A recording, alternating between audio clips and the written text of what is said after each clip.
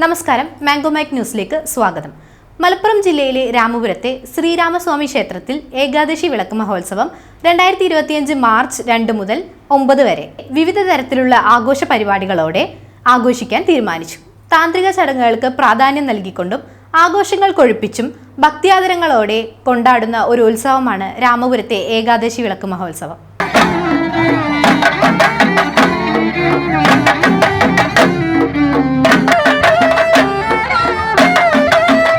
രാമപുരത്തെ ശ്രീരാമസ്വാമി ക്ഷേത്രം മഹാശക്തി വിശേഷമുള്ളതും നാലമ്പല ദർശനത്തിന് നാനാദേശങ്ങളിൽ നിന്നും ആളുകൾ എത്തുന്നതുമായ അതിപുരാതന ക്ഷേത്രങ്ങളിലൊന്നുമാണ്. ഏകാദശി വിളക്ക് മഹോത്സവത്തിനോടനുബന്ധിച്ച് ക്ഷേത്രത്തിലെ പൂജാവിധി ചടങ്ങുകൾക്ക് കാർമ്മികത്വം വഹിക്കുന്നത് തന്ത്രിവര്യൻ ബ്രഹ്മശ്രീ തരണനല്ലൂർ പത്മനാഭൻ നമ്പൂതിരിപ്പാടാണ്. നാലമ്പല നഗരിയായ രാമപുരത്തിൻ്റെ ദേശനാഥനായ ശ്രീരാമസ്വാമിയുടെ ക്ഷേത്രത്തിലാണ് ഇപ്പോൾ നമ്മൾ നിൽക്കുന്നത്. കർക്കിടക മാസത്തിലടക്കം അഭൂതപൂർവമായ ഭക്തജന തിരക്ക് വരുന്ന ഒരു ക്ഷേത്രമാണ് ഇത്. കുംഭമാസത്തിലെ വെളുത്തപക്ഷ ഏകാദശി ആറാട്ടമായി വരുന്ന ഉത്സവമാണ് ഇവിടെ നടക്കുന്നത്. ആ ആറാട്ടിൻ്റെ 8 ദിവസം മുന്നേ കൊടിയേറ്റം നടക്കും. ഇപ്രാവശ്യത്തെ കൊടിയേറ്റം നടക്കുന്നത് മാർച്ച് 2 തീയതി ഞായറാഴ്ചയാണ്. ഞായറാഴ്ച വൈകുന്നേരമാണ് കൊടിയേറ്റം നടക്കുന്നത്. അതിനുശേഷം 8 ദിവസം തുടർച്ചയായിട്ട് ഉത്സവമാണ്. 2ാമത്തെ ദിവസം മുതൽ രാവിലെയും വൈകിട്ടും ശിവേലി എഴുന്നള്ളത്ത് ഉണ്ടായിരിക്കുന്നതാണ്. അവസാന ദിവസം ഞായറാഴ്ചയാണ് വരുന്നത്. മാർച്ച് 9 ഞായറാഴ്ച. അന്നാണ് രാവിലെ ആറാട്ടോടുകൂടിയാണ് ഉത്സവത്തിൻ്റെ കൊടിയിറക്കം നടക്കുന്നത്. വർഷം തോറും 10,000-കണക്കിന് ആളുകളാണ് 8 ദിവസം നീണ്ടു നിൽക്കുന്ന ഏകാദശി വിളക്ക് മഹോത്സവത്തിന് എത്തിച്ചേരുന്നത്. എല്ലാ ദിവസവും ഭക്തജനങ്ങൾക്ക് അന്നദാനവും ആഘോഷ പരിപാടിയുടെ ഭാഗമായി സ്റ്റേജിൽ സിനിമാ പിന്നണി ഗായകൻ എടപ്പാൾ വിശ്വനാഥൻ നയിക്കുന്ന ഗാനമേളയും ചാക്യാർകൂത്ത്, ഓട്ടം തുള്ളൽ, തായമ്പക, തിരുവാതിരക്കളി തുടങ്ങി മറ്റനേകം കലാസൃഷ്ടികളും അരങ്ങേറും. 2 തീയതി കൊടിയേറിയിട്ടാണ് ഉത്സവം തുടങ്ങുക.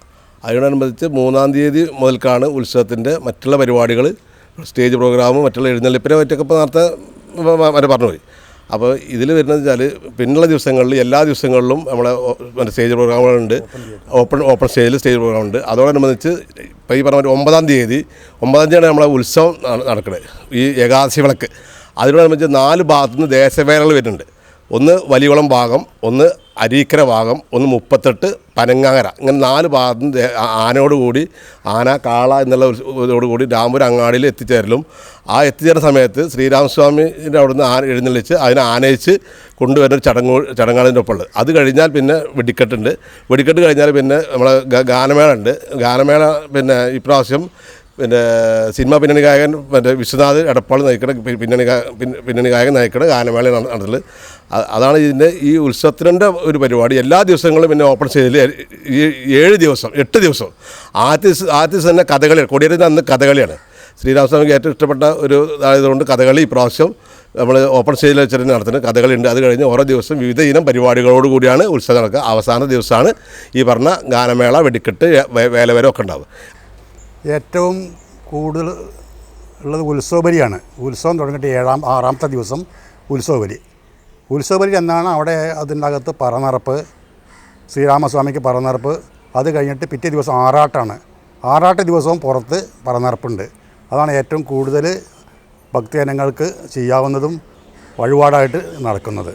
ശ്രീരാമസ്വാമിയുടെ ഭക്തി ആദരപൂർവ്വമുള്ള ആറാട്ടെഴുന്നള്ളിപ്പും ആൽത്തറമേളവും നാനാഭാഗത്തു നിന്നുള്ള ഗജവീരന്മാരുടെ വരവും കാളവേലയും മറ്റു നാടൻ കലാരൂപങ്ങളും അടങ്ങിയ ഘോഷയാത്രയും വെടിക്കെട്ടും എല്ലാം രാമപുരത്തെ ശ്രീരാമസ്വാമി ഏകാദശി വിളക്ക് മഹോത്സവത്തിൻ്റെ പ്രത്യേകതകളാണ്.